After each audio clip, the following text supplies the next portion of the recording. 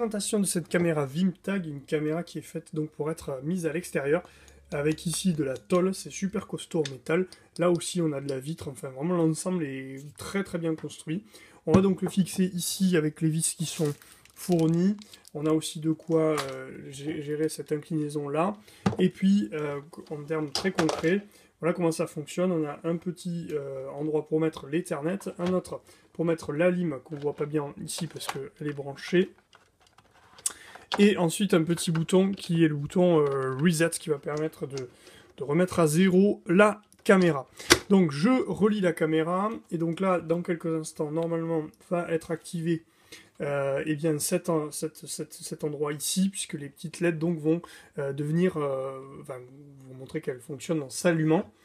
Et en même temps, en parallèle, on va donc aller télécharger l'application qui va bien, qui est l'application VimTag, qui est gratuite sur iOS et sur Android. Et il faudra évidemment que l'on soit relié au réseau Wi-Fi local pour le paramétrage tout au moins.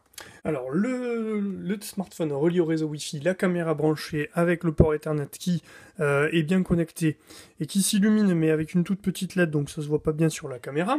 On va donc maintenant relier à cette caméra en touchant le petit bouton plus ici et on va du coup scanner le QR code qui se trouve donc à l'arrière de, en dessous de la caméra. Hop, voilà le QR code scanné. Il reconnaît immédiatement le mot de passe et le nom de la caméra qu'on pourra changer après. Et donc, voilà, on va ici, votre mot de passe est trop simple, veuillez le modifier, donc c'est ce qu'on va faire maintenant.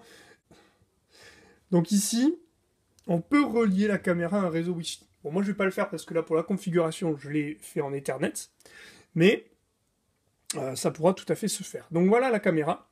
On a une pique de ce qu'elle voit, on n'a pas en direct. Pour voir en direct, on va toucher cette caméra. Et donc on va voir là normalement en direct ce qu'elle voit. Alors j'ai une connexion un peu lente, mais effectivement là c'est quand même en direct. Ouais, ça marche très bien.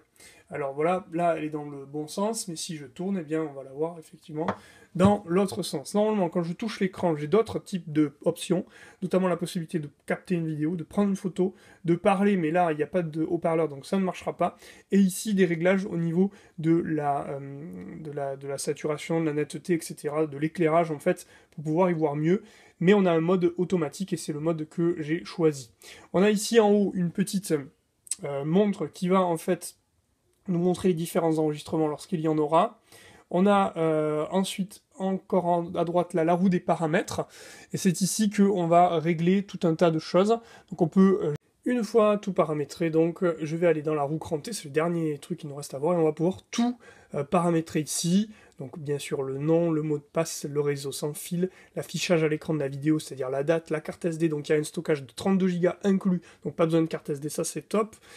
Périphérique de stockage, je ne sais pas ce que c'est, mouvement et notif, là, on a déjà tout paramétré, j'ai déjà tout paramétré dans les mouvements pour pouvoir faire les tests, ici, et programmer des alertes et des enregistrements. Jour, heure, c'est toujours pareil, pour avoir les bonnes heures sur la vidéo, et puis les mises à jour possibles. Donc on va activer ici l'alerte. Voilà, réussite du réglage, donc comme ça maintenant on va avoir une alerte à chaque fois qu'il y a un passage au niveau de la caméra. Donc je vais ici mettre en veille et je vais faire déclencher la caméra. Donc là je l'ai mis en hypersensible, du coup normalement quand je vais passer ma main, je vais avoir une alerte, une notification qui devra arriver sur mon téléphone. Alors, en général, cette notification est plutôt longue à arriver au début. Il faut que le système se mette en place. Et puis après, ça dépend de la vitesse du réseau dont on dispose. Là, moi, en l'occurrence, c'est pas un réseau hyper rapide. Donc, voilà, ceci explique peut-être cela. Donc là, pour l'instant, je n'ai pas eu d'alerte. Autre exemple.